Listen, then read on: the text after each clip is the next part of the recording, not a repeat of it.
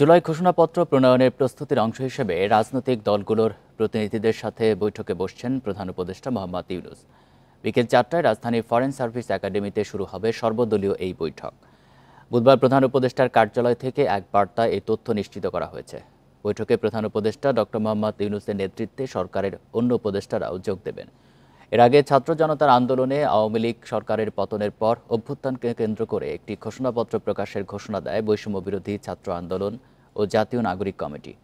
গত ২৯ ডিসেম্বর জুলাই ঘোষণাপত্র প্রকাশের বিষয়টি আনুষ্ঠানিকভাবে সামনে আনেন তারা। পরে ৩১ ডিসেম্বর তা প্রকাশের কর্মসূচিও দেন তারা। এরপর সরকারের পক্ষ থেকে জানানো হয় সব পক্ষের সাথে আলোচনা করে দেওয়া হবে জুলাই ঘোষণাপত্র।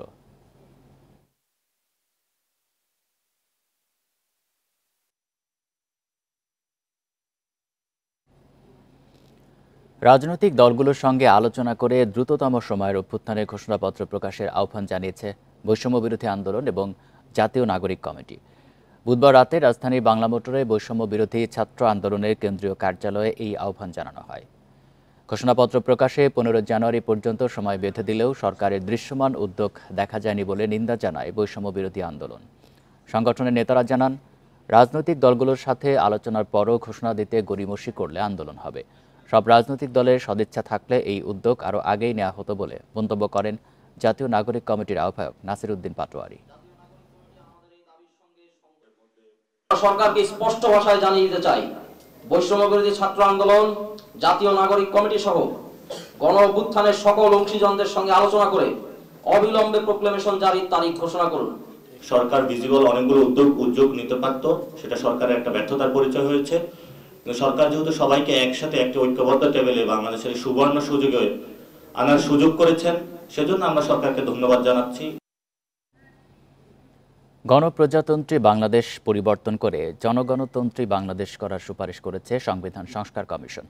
তবে এই ধরনের নজির বিশ্বের কোথাও নেই বলে মন্তব্য করেছেন সংবিধান বিশেষজ্ঞ শাহদ্বীন মালিক। এছাড়াও ৩০০ আসনে ১০ ভাগ তরুণ প্রজন্মের প্রতিনিধিত্ব নিয়ে প্রশ্ন তুলেছেন রাজনীতিবিদেরা। কিছু প্রস্তাব বিএনপির ৩১ দফার সাথে সাংঘর্ষিক বলেও মনে করছেন দলটির তথ্য গবেষণা সম্পাদক। বুধবার সকালে প্রধান উপদেষ্টার কাছে প্রতিবেদন জমা দেন ৪টি সংস্কার কমিশনের প্রধানরা। রাষ্ট্রের সাংবিধানিক নাম পরিবর্তন ও ৫টি নতুন মূলনীতির সুপারিশ করা হয়। এছাড়া ক্ষমতার ভারসাম্য আনতে বেশ কিছু প্রস্তাব দেয় সংবিধান সংস্কার কমিশন। আর নির্বাচন ব্যবস্থায় পরিবর্তন আনতে ১৫০টি সুপারিশ করে কমিশন। কমিশনের সুপারিশে এমপি হওয়ার বয়স ২১ করার প্রস্তাবকে স্বাগত জানান রাজনৈতিক নেতারা। তরুণ প্রজন্ম রাজনীতি বিমুখ হয়ে যাওয়ার যে প্রবণতা তৈরি হয়েছিল বাংলাদেশে, সেখান থেকে জুলাই গণঅভ্যুত্থানের মধ্য দিয়ে যে তরুণদের রাজনীতির প্রতি আগ্রহ তৈরি হয়েছে, সেটিকে আমি পজিটিভলি দেখতে চাই। তবে ৩০০ আসনে ১০% তরুণ প্রজন্মের প্রতিনিধিত্ব নিয়ে প্রশ্ন তোলেন বিএনপির তথ্য ও গবেষণা বিষয়ক সম্পাদক। কিছু প্রস্তাব বিএনপির ৩১ দফার সাথে সাংঘর্ষিক বলেও মনে করেন তিনি। আমাদের ৩১ দফার সাথে যে সমস্ত জিনিস সাংঘর্ষিক, এই সব বিষয় নিয়ে আমাদের পার্টির মিটিং হবে এগুলো, এবং যিনি দলের প্রধান হবেন তিনি প্রধানমন্ত্রী হতে পারবেন না, এটা কিন্তু এটা it is very early two comment. এটা তো দলের মধ্যে আলোচনা করতে হবে। এদিকে রাষ্ট্রের সাংবিধানিক নাম পরিবর্তন প্রসঙ্গে সংবিধান বিশেষজ্ঞ শাহদ্বীন মালিক বলেন, বিশ্বের কোথাও দেশের নাম পরিবর্তনের নজির নেই। দেশের নাম তো বদলায় না, আশেপাশে সব দেশ আছে। দেশের নাম বদল করাটা একটা বিরাট উদ্ভাবনী পদক্ষেপ। মানে আমি বাংলাদেশ নাম নিয়ে বা গণপ্রজাতন্ত্রী বাংলাদেশ নাম নিয়ে আমাদের সবাই ৫০-৫৫ বছরের অভ্যস্ততা হয়ে গেছে। সংসদ সদস্য বাড়ানোর প্রস্তাবকে মজার বলেও আখ্যা দেন তিনি। গত অক্টোবর ও নভেম্বরে ২ ধাপে ১০টি সংস্কার কমিশন গঠন করে অন্তর্বর্তী সরকার। রেজওয়ানুল হক, ইন্ডিপেন্ডেন্ট নিউজ, ঢাকা। রাষ্ট্রের সাংবিধানিক নাম পরিবর্তন, ৪টির বদলে ৫টি নতুন মূলনীতির প্রস্তাবনা দিয়েছে সংবিধান সংস্কার কমিশন। রয়েছে দ্বিকক্ষ বিশিষ্ট সংসদের প্রস্তাব। এদিকে ২বারের বেশি প্রধানমন্ত্রী হতে পারবে না কেউ, এমন সুপারিশ করেছে নির্বাচন ব্যবস্থা সংস্কার কমিশন। এছাড়া দলের প্রধান একই সঙ্গে প্রধানমন্ত্রী ও সংসদ নেতা না হওয়ার সুপারিশ করা হয়েছে। আছে ইভিএমে ভোট নেয়ার ব্যবস্থা বাতিলের প্রস্তাবও। রাজধানীর তেজগাঁয়ে বুধবার প্রধান উপদেষ্টার কার্যালয়ে যান ৪ সংস্কার কমিশনের প্রধান ও সদস্যরা। একে একে প্রধান উপদেষ্টার হাতে তুলে দেন সংস্কারের প্রস্তাবনা। দেশের সাংবিধানিক নাম পরিবর্তন করে গণপ্রজাতন্ত্রী বাংলাদেশের পরিবর্তে জনগণতন্ত্রী বাংলাদেশ নামকরণের প্রস্তাব দিয়েছে সংস্কার কমিশন। রাষ্ট্রের 4 মূলনীতি জাতীয়তাবাদ, সমাজতন্ত্র, গণতন্ত্র ও ধর্মনিরপেক্ষতা বাদ দিয়ে নতুন 5 মূলনীতির সুপারিশ করা হয়েছে। এ 5 মূলনীতি হচ্ছে সাম্য, মানবিক মর্যাদা, সামাজিক সুবিচার, বহুতত্ত্ববাদ ও গণতন্ত্র।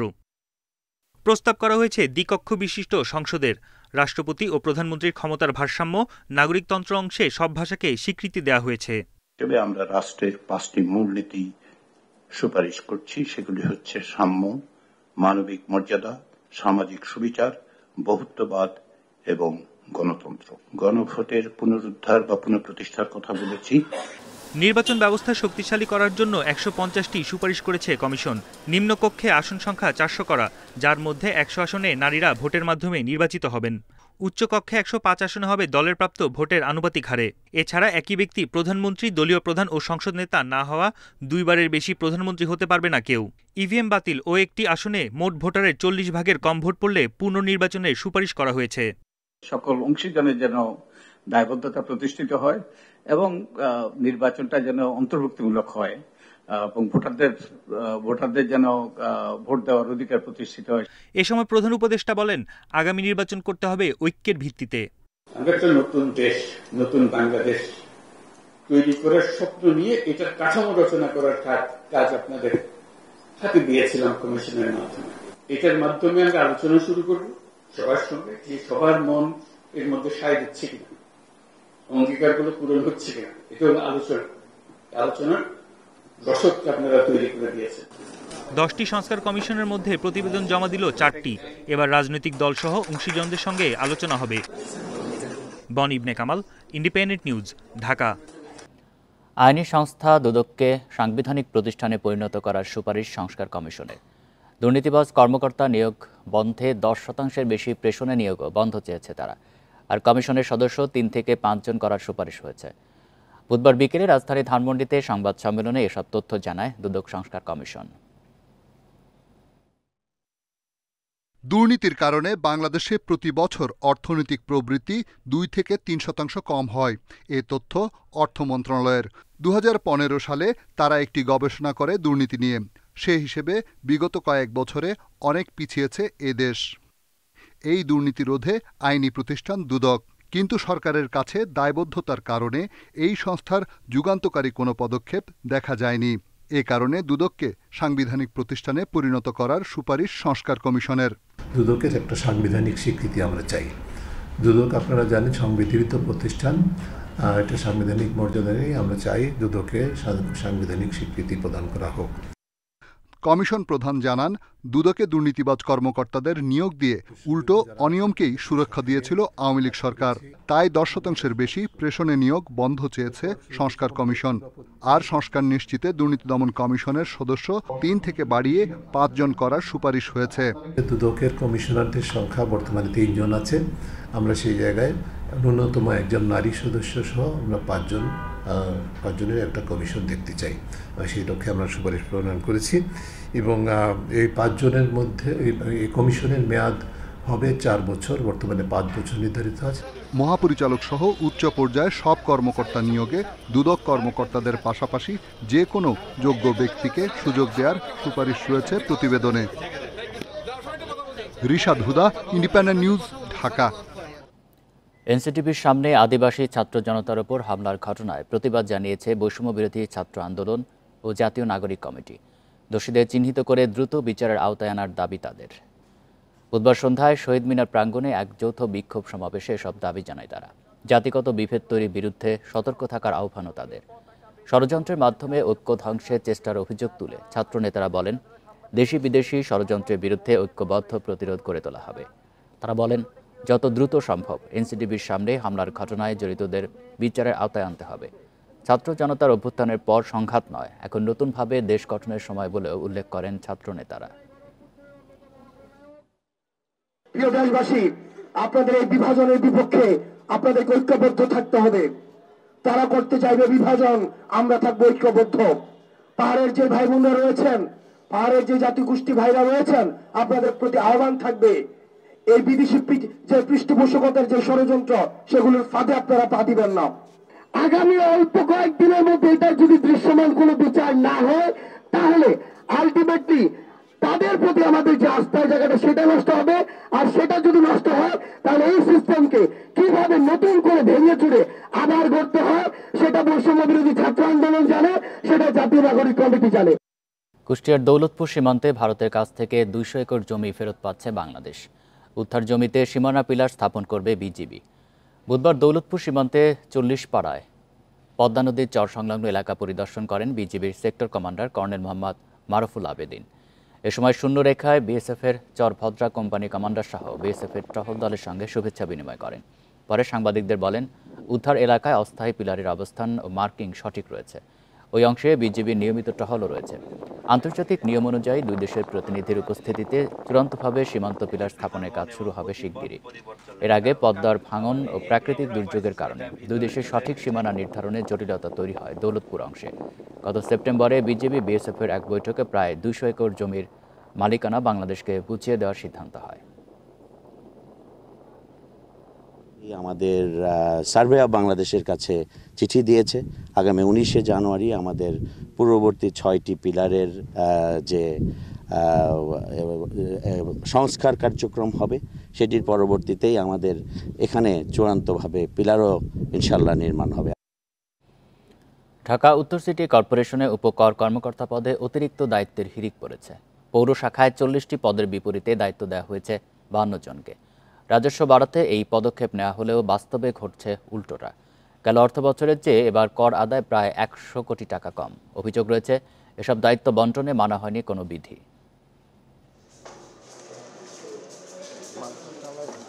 কাজী আলমগীর হোসেন ডিএনসিসির 3 নম্বর অঞ্চলের উপকর কর্মকর্তার দায়িত্বে আছেন। তথ্য বলছে রেভিনিউ সুপারভাইজার পদে এখন শিক্ষানবিশকাল চলছে তার, যার মানে এই পদে চাকরি স্থায়ী হয়নি। অথচ তাকে প্রথম শ্রেণীর উপকর কর্মকর্তার দায়িত্ব দেওয়া হয় গেল 19 ডিসেম্বরে। এই পদের জন্য 15 বছরের অভিজ্ঞতা বাধ্যতামূলক। এছাড়া এক্ষেত্রে জ্যেষ্ঠতাও লঙ্ঘন হয়েছে। আমার জুনিয়ররা প্রমোশন নিচ্ছে অনেক, আর তার চেয়ে প্রমোশন না, আমাদেরকে এখানে কাজ করার দায়িত্ব দিচ্ছে, কাজ করার জন্য অনুমতি দিচ্ছে। এই এখন কাজ করতেছে, এইটা আমাদের ফেভারেট করা উচিত ছিল না। উপকর কর্মকর্তা হিসেবে দায়িত্ব পেয়েছেন দীন ইসলামও। রাজস্ব খাতে তার কাজের কোনো অভিজ্ঞতা নেই। এছাড়া অতিরিক্ত দায়িত্ব হিসেবে সহকারী সচিবের চেয়ারেও বসেন তিনি। 5 আগস্টের পর 16তম গ্রেড থেকে 9ম গ্রেডের কর্মকর্তা হয়ে যান দীন ইসলাম। এখানে কোনো দুর্নীতির সুযোগ নাই, সিটি কর্পোরেশন বোর্ডের মাধ্যমে পদোন্নতি হয়ে থাকে, কারো এখতিয়ারে দুর্নীতি করা। রাজস্ব বাড়াতে 5 আগস্টের পর সবচেয়ে বেশি অতিরিক্ত দায়িত্ব দেওয়া হয় উপকর কর্মকর্তা পদে। অথচ তথ্য বলছে 2023 সালের চেয়ে 2024 সালে কর আদায় 93 কোটি টাকা কম। এসব অতিরিক্ত দায়িত্ব বন্টনে সবশেষ অনুমোদন দেন শীর্ষ কর্মকর্তারা। প্রধান নির্বাহী কর্মকর্তা বলছেন, এই অনিয়মের বিরুদ্ধে ব্যবস্থা নেওয়া হবে। আমাদের এরকম 8টি ক্যাটাগরি আছে যেখান থেকে উপকর কর্মকর্তা হতে পারে, সেখানে তাদের একটা ডিউরেশন আছে, কারো 7 বছর, কারো 10 বছর, কারো 12 বছর। সেই ডিউরেশনের কারণে কিন্তু আমরা এই পদোন্নতি দিতে পারি না, তখন তাদেরকে আমরা অতিরিক্ত দায়িত্ব দেই এবং যখন তাদের ডিউরেশনটা হয়ে যায় তখন আমরা পদোন্নতি দেই। পদোন্নতি, বদলি, তদবির বাদ দিয়ে সেবা নিশ্চিতে সিটি কর্পোরেশনকে আরও মনোযোগী হওয়ার তাগিদ নগর বিশেষজ্ঞদের। Adilur Rahman, independent news, Dhaka. রাজধানী বারডেম হাসপাতালের সামনে মেট্রো রেল স্টেশনের নিচে 10 বছর বয়সী এক পথ শিশুকে ধর্ষণের অভিযোগ উঠেছে। এই ঘটনায় অভিযুক্ত রায়হান নামে এক তরুণকে আটক করে পুলিশে দিয়েছে জনতা। পুলিশ জানায়, ধর্ষণের শিকার মেয়েটি শাহবাগ এলাকায় ফুল বিক্রি করে। বুধবার রাত 8:30টার দিকে তার চিৎকারে লোকজন এগিয়ে এসে অভিযুক্ত রায়হানকে আটক করে। খবর পেয়ে মেট্রো রেল স্টেশনের নিচ থেকে ধর্ষণের শিকার পথ শিশুকে উদ্ধার করা হয়। পরে তাকে উদ্ধার করে ঢাকা মেডিকেল কলেজ হাসপাতালের ওয়ান স্টপ ক্রাইসিস সেন্টারে ভর্তি করে পুলিশ।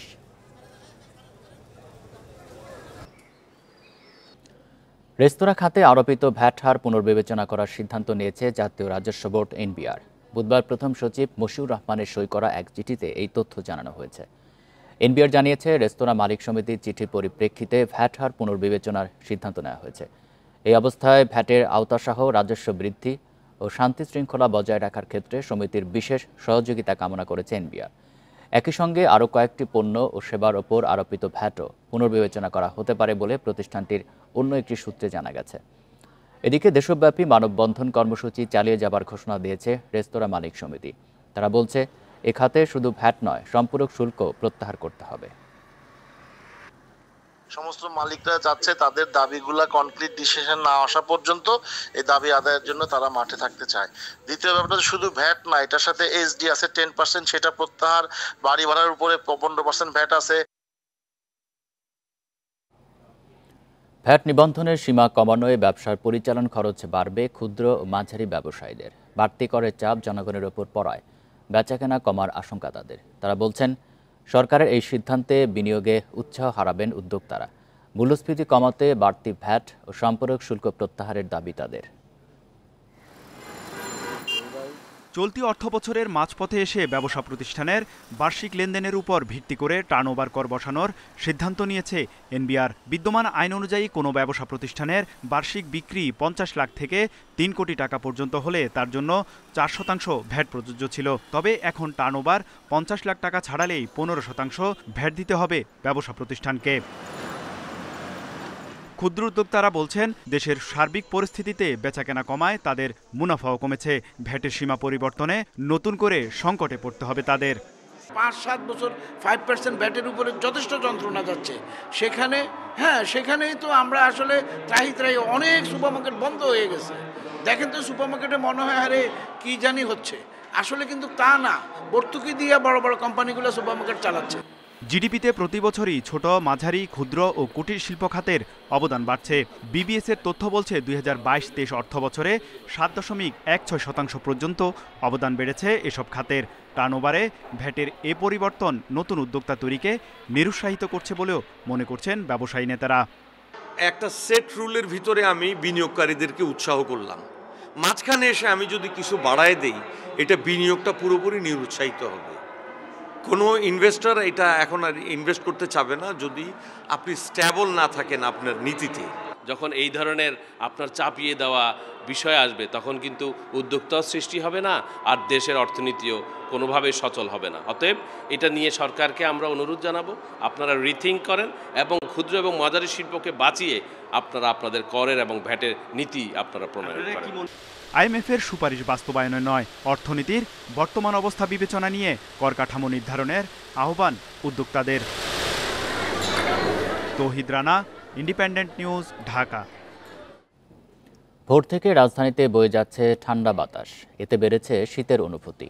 আবহাওয়া পরিস্থিতি নিয়ে আরও জানাতে যোগ দিচ্ছেন সহকর্মী আনোয়ার সাদাত নূর। আনোয়ার সাদাত, ঢাকায় আজকের তাপমাত্রা কত, আর শীত নিয়ে কি পূর্বাভাস পাওয়া যাচ্ছে?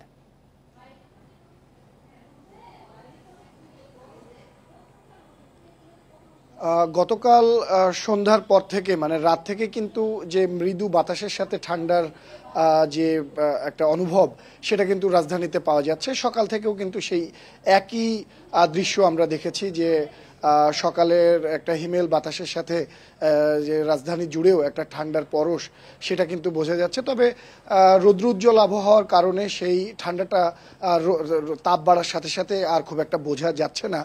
আবহাওয়া অফিস বলছে, আগে কিন্তু এই ঘোষণা দিয়েছিল এবং সেই ঘোষণার পরিপ্রেক্ষিতে আবহাওয়া অফিস বলছে যে গতকাল রাত থেকেই কিন্তু বাড়ার মানে শীতের তীব্রতা কিছুটা বাড়ার কথা ছিল এবং তাই হচ্ছে। আবহাওয়া অফিস বলছে যে এই পরিস্থিতি, চলমান পরিস্থিতি আরও 2 দিন থাকবে। মানে গতকালকে যেমন ছিল আজকেও সেরকমটাই আবহাওয়ার তাপমাত্রা একটু কমে গেছে, শীত অনুভব হবে। এবং শনিবার কালকে নাগাদ পরিস্থিতি রৌদ্রোজ্জ্বল থাকলেও আবহাওয়া অফিস বলছে শনিবার মানে 18 জানুয়ারির পর থেকে 18 জানুয়ারি থেকে সারা দেশেই শীতের তাপমাত্রা মানে শীতের তীব্রতা আরও বাড়বে, তাপমাত্রা কমে যেতে পারে। তবে শৈত্যপ্রবাহের কোনো শঙ্কা নেই বা সম্ভাবনা নেই বলছে আবহাওয়া অফিস। পাশাপাশি আবহাওয়া অফিস যা বলছে, শ্রীমঙ্গলে যেমন গতকালকে সবচেয়ে সর্বনিম্ন তাপমাত্রা রেকর্ড করা হয়েছিল, একই সাথে চুয়াডাঙ্গা যেটি শীতপ্রবণ এলাকা হিসেবে সম্প্রতি পরিচিত হয়েছে, সেখানেও কিন্তু গতকাল ছিল সর্বনিম্ন তাপমাত্রা এবং আজও কিন্তু এই 2 স্থানে শীতের তাপমাত্রা শীতের তীব্রতা বেশ বেড়েছে এবং তাপমাত্রা তুলনামূলক কম। তবে সারা দেশেই কিন্তু রৌদ্রোজ্জ্বল আবহাওয়া হয়, সেই শীতের তীব্রতা খুব একটা বোঝা যাচ্ছে না। তবে 18 জানুয়ারি জানুয়ারির পরে শীতের তীব্রতা বাড়বে, তাপমাত্রা কমে আসবে, এমনটাই জানাচ্ছে আবহাওয়া অফিস। তবে শৈত্যপ্রবাহের আর কোনো সম্ভাবনা নেই। এ মাসের শেষ দিকে গিয়ে শীতের তীব্রতা বাড়বে কিংবা শৈত্যপ্রবাহ আসবে কিনা সেরকম একটি লক্ষণ বা সম্ভাবনা তারা দেখছেন। তবে এখনই কিন্তু তারা সেই ব্যাপারটাকে খুব একটা গুরুত্ব বা আমলে নিতে পারছেন না, সেটি তারা পরে জানাবেন বলে কিন্তু জানাচ্ছেন। তবে 18 জানুয়ারির পরে যে শীতের তীব্রতা কিছুটা বাড়বে এবং সেটা উত্তরবঙ্গের দিকে এবং খুলনা বিভাগের বেশ কিছু এলাকার সেই তীব্রতাটা বাড়বে, এরকমটা কিন্তু আবহাওয়া অফিস জানাচ্ছে। পাশাপাশি রাজধানীতে আমরা সকালে যেমন হিমেল হাওয়ার সাথে একটু শীতের তীব্রতা বা শীত অনুভব করেছিলাম, বেলা বাড়ার সাথে সাথে মানে রোদের তাপ বাড়ার সাথে সাথে সেই উষ্ণতা মানে রোদের উষ্ণ আলোতে কিন্তু সেই শীত অনেকটাই কমে গেছে। তবে একই সাথে নগরের মানে নাগরিক যে চাঞ্চল্য, সেই উষ্ণতার সাথে কিন্তু শীত এখন আর তেমন একটু অনুভব করা যাচ্ছে না। তবে সকালের দিকে রাজধানীতে যেই আবহাওয়া ছিল মানে তাপমাত্রা ছিল, যেরকম শীত অনুভব ছিল, সেটি আগামীকালও সকালে অব্যাহত থাকবে বলে আবহাওয়া অফিস জানাচ্ছে। আবহাওয়া অফিস বলছে যে সূর্যের আলো মানে সূর্য অস্ত যাওয়ার পরে আবারও তাপমাত্রা খানিকটা কমতে পারে। আগারগাঁও থেকে জানাচ্ছেন সহকর্মী আনোয়ার সাদাত নূর। বাজার স্থিতিশীল করতে এখন ব্যাংক গ্রাহক আলোচনার মাধ্যমে নির্ধারিত হচ্ছে ডলারের দাম। বাজার ভিত্তিক এই পদ্ধতিতে ডলার লেনদেন হচ্ছে 122 টাকার আশপাশে। দিনে 2 দফা ব্যাংকগুলো থেকে দাম সংগ্রহ করে ভিত্তিমূল্য প্রকাশ করছে বাংলাদেশ ব্যাংক। তবে কেউ ডলার নিয়ে কারসাজি করলে কঠোর ব্যবস্থার হুঁশিয়ারি বাংলাদেশ ব্যাংকের। গেল 2.5 বছরের বেশি সময় ধরে অস্থির ডলারের বাজার। দাম নিয়ন্ত্রণে কুলিং প্যাক সহ নানা উদ্যোগ নেয় বাংলাদেশ ব্যাংক। তবে ডিসেম্বরের শেষ দিকে আবারও অস্থির হয়ে পড়ে এই মুদ্রার বাজার। IMF এর পরামর্শে এবার বাজারমুখী করা হয়েছে ডলার। ব্যাংক গ্রাহক আলোচনার ভিত্তিতে নির্ধারিত হচ্ছে দাম। দিনে 2 দফা ব্যাংকগুলো থেকে দাম সংগ্রহ করে ভিত্তিমূল্য প্রকাশ করছে বাংলাদেশ ব্যাংক। তাতে দেখা গেছে 121 টাকা 50 পয়সা থেকে 122 টাকার কাছাকাছি লেনদেন হচ্ছে প্রতি ডলার। দাম নির্ধারণের এই পদ্ধতিকে ইতিবাচক হিসেবে দেখছেন ব্যাংকাররা। আমরা কিন্তু এর একটা ইমপ্যাক্ট কিন্তু দেখতে পাচ্ছি। ইতিমধ্যেই কিন্তু ডলারের মার্কেট কিন্তু অনেকটাই কিন্তু স্থিতিশীল হয়ে আসছে এবং আমি মনে করি যে আগামী অল্প দিনের মধ্যেই টোটালি এটা একটা ভালো পরিস্থিতি দেশে চলে আসবে ডলার মার্কেট। নতুন পদ্ধতি অনুযায়ী প্রতিদিনের দর বিবেচনা করে বাণিজ্যিক ব্যাংকগুলো ডলার কেনাবেচা করবে। কেন্দ্রীয় ব্যাংক বলছে লেনদেনে অনিয়মের তথ্য পেলে নেওয়া হবে কঠোর ব্যবস্থা। আমরা ট্রেজারি হেডদেরকে উপর ব্যবস্থা নিয়েছি, ইভেন সিও দের বিষয়ে বিভিন্ন সময় বিভিন্ন বিষয়ে তাদেরকে শোকজ করা হয়েছে এবং ব্যবস্থাও নেওয়া হয়েছে এবং যেই অতিরিক্ত উইন্ডফল গেইন করেছে সেগুলো নিয়েও সেন্ট্রাল ব্যাংক একটা দিক নির্দেশনা দিয়েছে। হোপফুলি এই ব্যবস্থার মাধ্যমে এই ধরনের কারসাজির সুযোগ একেবারেই থাকবে না বাজারে। বর্তমানে ব্যাংকগুলোর জন্য রেমিটেন্স কেনার দর সর্বোচ্চ 123 টাকা। যদিও খোলা বাজারে গ্রাহককে ডলার কিনতে কিছুটা বেশি টাকা গুনতে হবে। Shafil Alam Sujan, independent news, Dhaka. ভরা মৌসুমেও চট্টগ্রামে বেড়েছে সব ধরনের চালের দাম। গত 6 মাসে প্রকারভেদে কেজিতে সর্বোচ্চ বেড়েছে 15 টাকা পর্যন্ত। এর পেছনে কর্পোরেট ও উত্তরবঙ্গের চালকল মালিকদের দায়ী করছেন ব্যবসায়ীরা। আর অসাধু আর অতি মুনাফালোভীদের জাঁতাকলে বেকায়দায় পড়েছেন স্বল্প আয়ের লোকজন। গত 6 মাসে চট্টগ্রামের পাইকারি বাজারে 4 দফা বেড়েছে চালের দাম। জুলাইয়ে ছাত্র আন্দোলন, আগস্টে সরকার পতন, সেপ্টেম্বরে বন্যা ও অক্টোবর নভেম্বরে ধানের দাম বৃদ্ধির অজুহাত ছিল চালকল মালিকদের। তবে আমনের ভরা মৌসুমেও থামেনি ঊর্ধ্বগতি। সরবরাহ সংকট না থাকলেও 50 কেজির বস্তায় মোটা ও সরু চালের দাম বেড়েছে সর্বোচ্চ 750 টাকা পর্যন্ত। পাইকারি বাজারে দাম বৃদ্ধির প্রভাব পড়েছে খুচরা বাজারে। চালের দামের নেতিবাচক প্রবণতায় বিপাকে ক্রেতা ও খুচরা বিক্রেতারা। বেশি সংকটে স্বল্প আয়ের মানুষ। আমরা যে ইনকাম করি আমাদের সেই ইনকাম দিতে এখন আমাদের পোষাতে পারতেছি না। বাজারে আসে হাহুতাশ করতেছে, দেখতেছে এক বস্তার উপর 300 টাকা 250 টাকা বেড়ে গেছে। কৃষকের উৎপাদিত ও আমদানিকৃত চালের সরবরাহ স্বাভাবিক থাকা সত্ত্বেও দাম বাড়ার পেছনে কর্পোরেট ও চালকল মালিকদের দায়ী করছেন ব্যবসায়ীরা। কিছু অসাধু ব্যবসায়ী এবং সিন্ডিকেট এবং বিভিন্ন ব্র্যান্ডের যে কতগুলি মালিক তারা এটাকে বাজার বাড়াতে অস্থিতিশীল করছে। এমন বাস্তবতায় বাজার নিয়ন্ত্রণে সরকারকে কঠোর পদক্ষেপ নেয়ার পাশাপাশি খোলা বাজারে চাল বিক্রি বাড়ানোর পরামর্শ ব্যবসায়ী নেতাদের। মনিটরিং করেও হবে না, তাদেরকে চিহ্নিত করে শনাক্ত করে তাদের বিরুদ্ধে আইনানুগ ব্যবস্থা বলতে কঠোর শাস্তিমূলক ব্যবস্থা গ্রহণ করতে হবে। চালের বাজার নিয়ে পাল্টাপাল্টি অভিযোগ থাকলেও তার সমাধানে নেই তেমন কোনো উদ্যোগ। এজন্য সরকারের নমনীয়তাকে দায়ী করছেন বিশিষ্টজনরা। জেলা প্রশাসন, উপজেলা প্রশাসন এবং সোর্সিংয়ে যারা আছেন, বিশেষ করে মন্ত্রণালয়ে, এখানে আসলে একটা তদারকিটা করা দরকার। খাদ্য মন্ত্রণালয়ের হিসাবে দেশে বর্তমানে উৎপাদিত ও আমদানি মিলিয়ে মোট চালের মজুদ রয়েছে 8,26,787 টন। Abdullah Rakib, independent news, Chattogram. আজ কারাগার থেকে মুক্তি পেতে পারেন সাবেক স্বরাষ্ট্র প্রতিমন্ত্রী লুৎফুজ্জামান বাবর। বিস্তারিত জানাতে যোগ দিচ্ছেন সহকর্মী শামীম আরমান। শামীম, লুৎফুজ্জামান বাবর কখন কারাগার থেকে মুক্তি পেতে পারেন, কি খবর রয়েছে আপনার কাছে?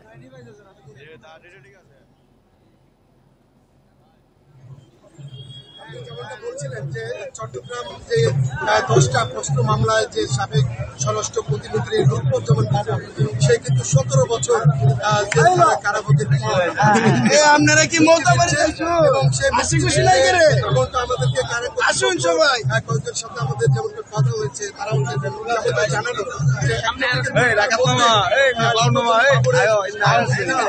এই খবরে কিন্তু অন্তত ভোরবেলায় শত শত গাড়িতে হাজার হাজার মানুষ কিন্তু এই কেন্দ্রীয় কারাগারের সামনে উপস্থিত হয়েছেন এবং তাদের উপস্থিতির থেকে তারা দীর্ঘদিন পর তারা যেমনটা আমাকে বলছেন যে দীর্ঘ বছর পর কারাভোগের পর আজকে লুৎফুজ্জামান বাবর তাদের প্রিয় নেতা তাদের এলাকাতে যাবেন এবং সেখানে তারা আনন্দ উল্লাস করবেন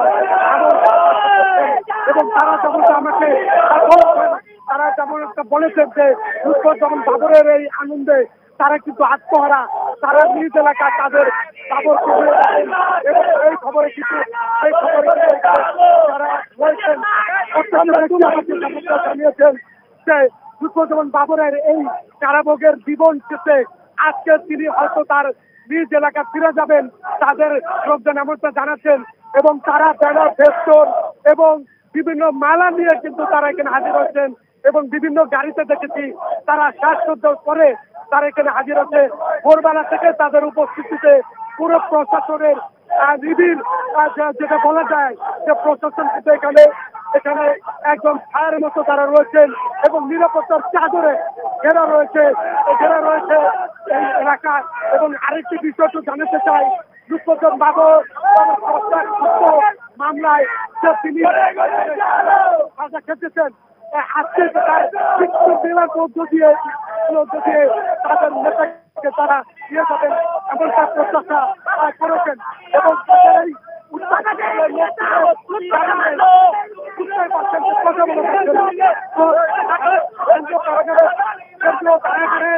এমন অবস্থা তারা কখন তাদেরকে নিয়ে যাবেন সেটা এখন পর্যন্ত জানা নেই এবং বাবর তারা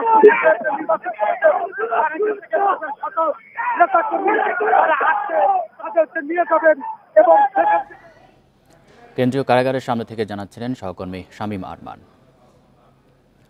খাগড়াছড়িতে বেড়েছে শীতজনিত রোগ ব্যাধির প্রকোপ। আক্রান্তদের বেশিরভাগই শিশু। গত 2 সপ্তাহে নিউমোনিয়া সহ নানা রোগে আক্রান্ত হয়ে মারা গেছে 9 শিশু। ঝুঁকি এড়াতে আক্রান্ত শিশুদের দ্রুত হাসপাতালে নেওয়ার পরামর্শ দিয়েছেন চিকিৎসকেরা। শীতের সাথে খাগড়াছড়িতে নানা রোগে আক্রান্ত হচ্ছে শিশুরা। এর মধ্যে শ্বাসকষ্ট, জ্বর, নিউমোনিয়া ও ডায়রিয়ায় আক্রান্তের সংখ্যাই বেশি। সদর হাসপাতালের বহির্বিভাগে দৈনিক 4 শতাধিক রোগী চিকিৎসা নিচ্ছেন। শ্বাসকষ্টের মতো হচ্ছে, একটু কাশি হচ্ছে, এমনিতে কালকে মাগরিবের পরে এসে আমরা ভর্তি হচ্ছি। ঠান্ডা লাগছিল, কফ ছিল, এখন কফ প্রায় নাই, এক্সরে করাইছি, তারপরে কাশিটা একটু বেড়ে গেছে আর কি।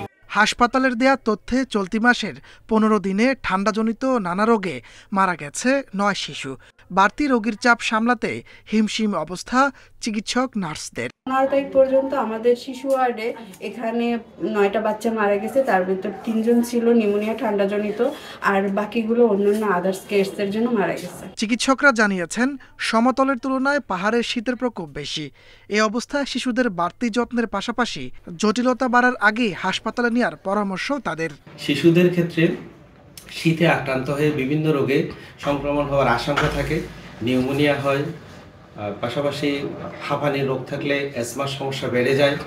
তো আমাদের পরামর্শ থাকবে শীতকালে শিশুদের যত্ন নিন, শিশুরা যাতে ঠান্ডা আক্রান্ত না হয়। শীতজনিত নানা রোগে আক্রান্ত হয়ে সদর হাসপাতালে 15 শয্যার শিশু ওয়ার্ডে ভর্তি আছে অর্ধশতাধিক রোগী। Independent news.